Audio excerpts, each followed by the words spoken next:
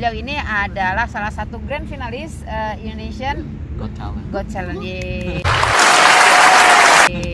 Saya kuliah di ISI Yogyakarta, ngambil koreografi dan saya cum laude. Bekerja dulu di Myanmar selama 5,5 tahun, wakil kepala sekolah. Wakil kepala sekolah di Myanmar. Ya, saya mendapatkan beasiswa Erasmus, belajar di 4 negara, 4 universitas di 4 negara. Pertama itu ada di NTNU, terus di Norway, the University of Saget yang ada di Hungary, terus kemudian University Clermont-Ferrand. Waduh, Prancis ya? Iya. Agak susah deh, bahkan Iya, kayak gitu di Prancis, terus kemudian yang terakhir saya di Roehampton sini.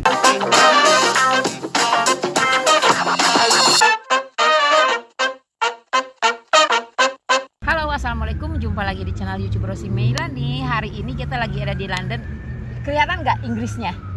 Kelihatan ya? banget karena London itu kan parknya ya, Parknya yang terkenal. Oke, dan teman obrol-obrol kita. Oh, satu lagi nih khasnya London tuh ini, khasnya Inggris nih. Dengerin nih, sirine. Yup. Sering banget kedengeran sirine di mana-mana, apalagi di kota besar seperti London ini.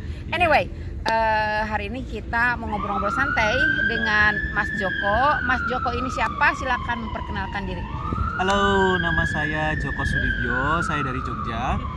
Saya di sini sedang pursuing my degree. Jadi perkenalan saya dengan Mas Joko itu kemarin tuh aku kan ngelihat di Indonesian Summer Fair, kemudian aku kan kirim artikelnya ke Indozone. Jadi kalian juga bisa kepoin di Indozone, ada artikel saya yang memuat cerita tentang Mas Joko juga, tapi cuman seuprit karena kan sebagai penampil ya di sana. Nah, salah satu pertanyaan saya waktu interview kemarin, apakah ini kali pertama Anda tampil di acara seperti ini? Langsung dong beliau bilang, oh saya sudah warawiri dari tahun 2009.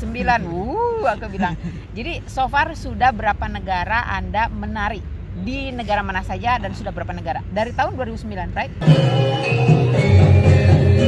Iya, kalau berapa negaranya sih saya lupa ya, tapi kalau untuk pentas saya sekitar 25 kali ya. Saya tidak masukkan Myanmar karena saya terlalu lama di Myanmar. Jadi saya sudah sekitar 25 kali dikirim ataupun saya berangkat sendiri ataupun kompetisi di ajang internasional, workshop and seminar something like that. Terus untuk di Eropa ini terakhir sebelum saya dapat Erasmus saya sempat juga di Moskow, di Belanda, di Portugal. Gimana awalnya memilih karir sebagai penari? Jadi ceritanya lumayan panjang, kita tarik dari tahun 1995 kali ya. Oke. Asal jangan 1960 aja ya. Oke, jadi terus? memang awalnya itu sebenarnya bahwa yang pengen banget ada penari di dalam keluarga besar saya itu adalah ibu saya. Nggak tahu kenapa. Kenapa? Karena apakah ibu juga penari? Nggak. Bapak saya yang dulu penari waktu masih muda, wayang orang. Tapi terus dia berhenti ketika sudah menikah. Anaknya 6 dan sebenarnya ada anak cewek, cuman anak cewek dia lebih seneng kedokteran waktu itu. Terus dia ngelihat saya anak terakhir dan dia ngelihat ada bakat kan. Saya juga seneng menari waktu itu, cuman hanya nari-nari biasa. Akhirnya kakak saya itu yang nomor 2, yuk kita jalan-jalan ke Candi Prambanan gitu. Ternyata saya diajak ke Sanggar dan di Sanggar itu ada banyak anak-anak cowok menari itu hampir 40 orang. Yang dimana itu di Sanggar itu tuh dipersiapkan untuk pentas di panggung terbuka Ramayana. Awalnya saya malu tapi ngelihat wah banyak temen ini gitu kan, seneng ternyata dan menari. Akhirnya setelah saya bisa menari, terus kemudian saya diajak pentas di panggung terbuka Prambanan itu dan setiap bulannya itu saya pentas 4 kali dan dari hasil itu tuh saya bisa bayar sekolah sendiri, terus saya bisa sisihkan juga buat orang tua. Dari kecil itu saya udah dididik kakak saya kayak gitu. Oke, jadi gaji atau fee atau pendapatan penghasilan dari menari itu kalau event besar dong di Prambanan yang besar. Itu reguler. Reguler. Jadi reguler memang, jadi saya dapat jatah 4 kali dalam sebulan. Kayak kalau di Bali itu di Uluwatu penari setiap hari jam berapa. Nah, ini juga begitu. Oke. Jadi itu SMP? Itu masih SD saya. SD sudah punya pendapatan dari nari.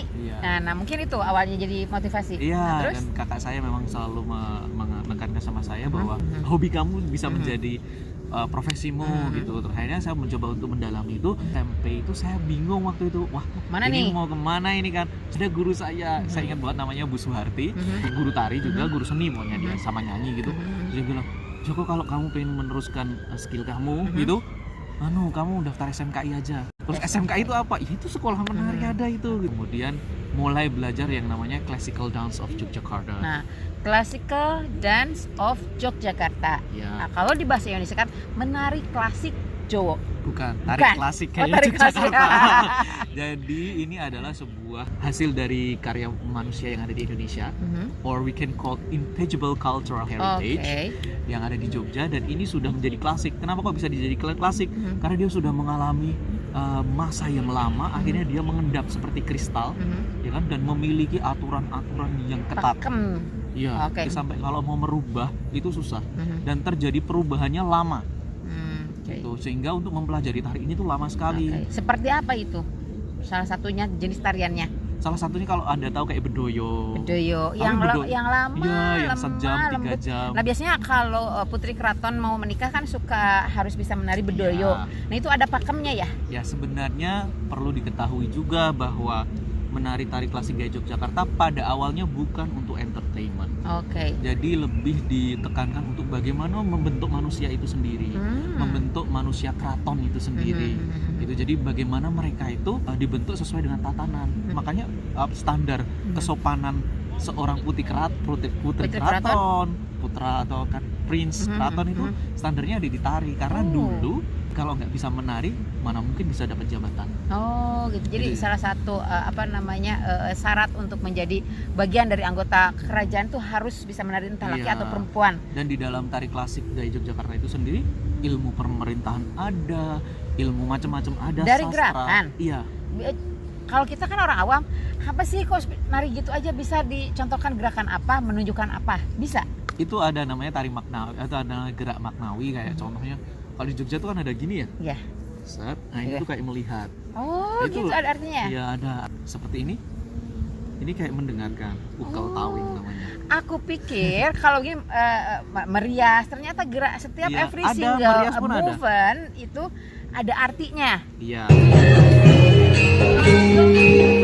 Joko ini sekarang mendapat beasiswa sehingga ada di sini. Kita langsung skip aja nih ya, dari SMK. Kemudian ke isi Jogja. Isi Jogja bisa dipercepat nggak sampai gimana dapat beasiswa, dan tolong ceritain, beliau ini adalah salah satu grand finalis Indonesian Got Talent. Saya Indonesian Got Talent sama Praginagom nama grup saya. Saya kuliah di ISI Yogyakarta, ngambil koreografi dan saya cum laude juga. Terus akhirnya saya bekerja dulu di Myanmar selama 5,5 tahun, dan saya pertama saya jadi performing art teacher, terus saya juga menjabat sebagai vice principal of student affair for around about 3 years. Principal itu kepala sekolah? Wakil kepala sekolah di Myanmar. Sekolah apa namanya? Indonesian International School Yangon. Saya pengen resign, terus saya pengen memulai sesuatu hal yang baru, terus akhirnya saya pulang ke Indonesia, dan finally saya mendapatkan beasiswa Erasmus ini, yang mana saya harus belajar di 4 negara, 4 universitas di 4 negara. Dan pertama itu ada di NTNU, terus ada di NTNU Norway, the University of Szeged yang ada di Hungary, terus kemudian University Clermont-Ferrand, Prancis ya? Iya. Agak susah gitu, di Prancis, terus kemudian yang terakhir saya di Roehampton sini, dan sekarang saya hampir menuju ke sidang minggu depan. Semoga semuanya berjalan lancar. Sekarang capaian pertunjukan, perlombaan, competition, apalah itu yang paling memorable atau paling diingat atau ngerasa wah ini paling keren nih, apa aja? Kalau ini saya harus mikir ini. Karena menurut saya semuanya memorable banget. Iya, tapi ada beberapa yang menurut saya yang achievement, my highest achievement itu adalah yang Indonesia's Got Talent itu memang. Terus saya juga sempat menjadi Asia's Got Talent, semi-finalist di Singapore. Terus kemudian saya juga pernah jadi Myanmar Got Talent, semi-finalist untuk menyanyi. Gitu. Karena kemarin di acara Windsor juga beliau menyanyi ya.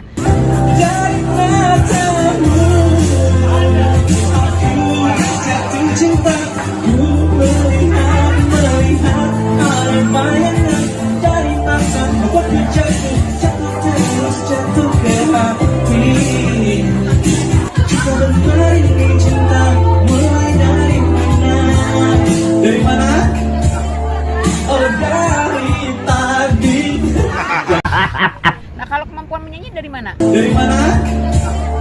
Oh, dari tadi. Otodidak atau sekolah musik atau apa? Jadi di dalam tari itu ada satu komponen juga menyanyi. Jadi basic saya itu adalah menyanyi tradisional, kayak mau copat, tembang, itu adalah basic saya. Tapi kemudian waktu kuliah saya mencoba expand waktu itu sama teman-teman musik, karena kan ada kampus musik. Saya bekerja sama mereka, saya mau berusaha untuk belajar gimana sih menyanyi pop, menyanyi klasik dan lain sebagainya. Dari situ saya belajar.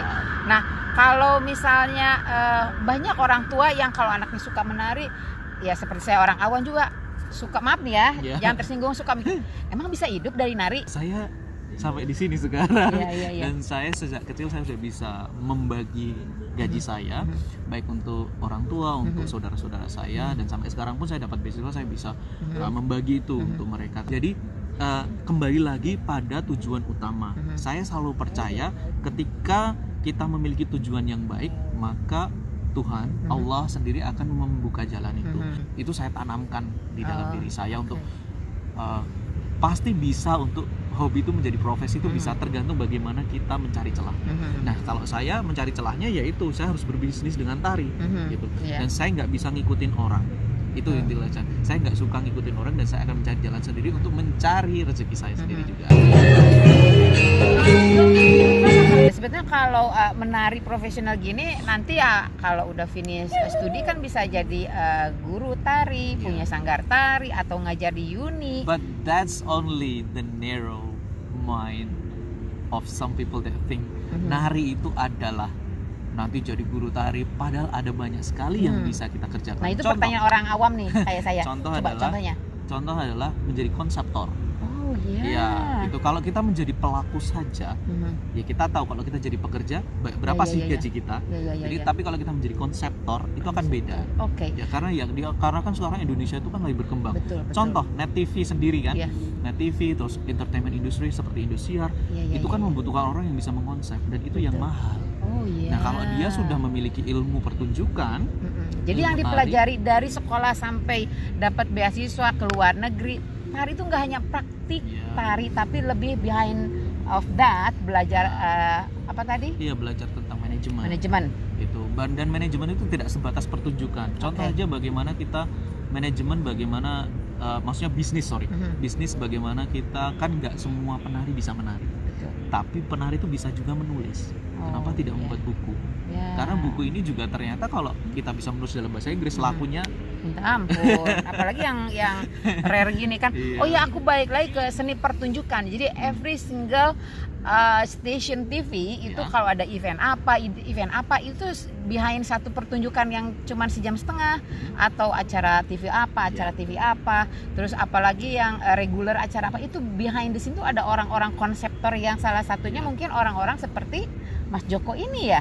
Ya saya sendiri punya company kan, jadi yang dari Indonesia's Got Talent itu kita akhirnya menjadi profesional, namanya Praginagong, dan kita biasa memang di booking sama dari Jakarta kayak RCTI, Indosiar, kalau mereka ada pentas di luar Jakarta, itu mereka nggak cuma minta ini itu, tapi mereka juga minta konsep. Ini konsepnya mau gimana?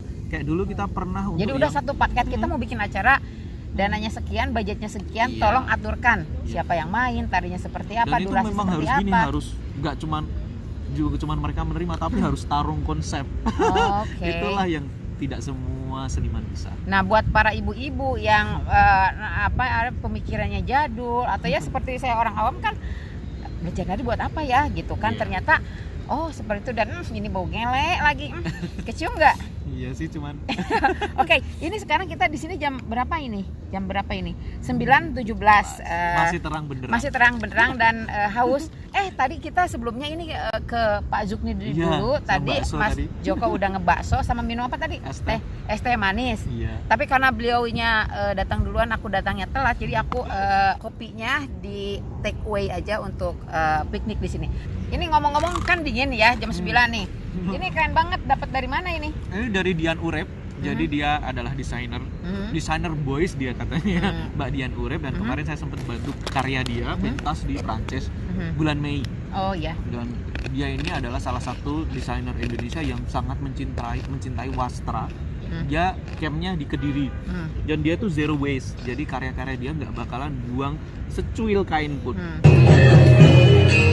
Anyway, kalau kemarin aku ngelihat Mas Joko kan menari, dan itu make up bikin sendiri. Semenjak sekolah tadi udah belajar untuk how to dress up. Kalau nggak bisa nanti nggak lulus.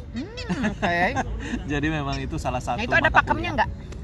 Iya, kalau yang kemarin saya tunjukkan itu karena itu karya saya, jadi saya membuat saya sendiri, yang buat saya sendiri, yang buat aturan sendiri. Tapi untuk masing-masing di Indonesia ini, karena kita tuh kan kaya ya, tariannya banyak banget. Sampai kalau setiap tahun tuh ada lomba nasional untuk karya tari daerah, dan itu mereka punya pakem-pakem sendiri. Kayak tari yang pernah dimainkan, satu tarian berapa lama tuh? Ada nggak? Untuk tarian yang maksudnya satu bentuk tari saya yang paling lama itu saya pernah menarikan tari cewek. Itu namanya Bedoyo Kakung. Dan itu tuh hampir 1 jam. Gitu, karena memang tari ini harus dimainkan oleh cowok. Gitu. Karena pada waktu zaman Hamengkubuwono V itu terjadi banyak penari-penari cewek itu menstruasi. Akhirnya dibuatlah sebuah pasukan penari bedoyo tapi cowok gitu. Nah, tapi akhirnya udah nggak dilanjutkan di pemerintahan selanjutnya di HB6. Cuman ternyata masih untuk tarian ini tuh di beberapa momen, tapi nggak pernah di dalam keraton lagi, itu ditarikan oleh cowok. Waktu itu ada penggalian, digali lagi tari ini oleh salah satu perias kondang Jogja namanya Mamuk Rahmadona, dan saya menjadi salah satu penari inti di situ, dan saya nari itu hampir sejam, dan itu saya dirias seperti pengantin cewek, dan saya baru ngerasain ternyata pengantin cewek ini sakit banget ya. Iya iyalah. Ininya tuh sampai tapi pakai sanggul juga. Iya, benar-benar kayak pengantin cewek yang ala keraton gitu, terus dadanya yang kayak gini. Saya berarti sampai pakai boobs fake? Nggak boleh. Nggak boleh. Okay. Nggak boleh. Kalau Bedoyo Kakung nggak boleh pakai susu palsu. Gitu, nggak boleh. Biar mereka tahu kalau ini cowok. Oke. Gitu. Oh, ada satu hal dulu yang pada zaman waktu itu, silakan dimakan kalau mau. Jadi kalau nggak salah ada satu jenis tarian yang pada waktu itu memang katanya ada penari-penari laki-laki yang didandanin perempuan, karena pada zaman itu apa sih sejarahnya dulu tuh aku nonton di mana? Kalau sama perempuan tuh suka ada pelecehan atau gimana sehingga digantikan oleh laki-laki. Tarian apa itu ya? Aku lupa ya. Ada banyak sih, tapi salah satu yang saya tahu tuh kayak yang di filmnya Gari Nugroho itu ada lengger. Nah itu lengger ya, kan? Lengger.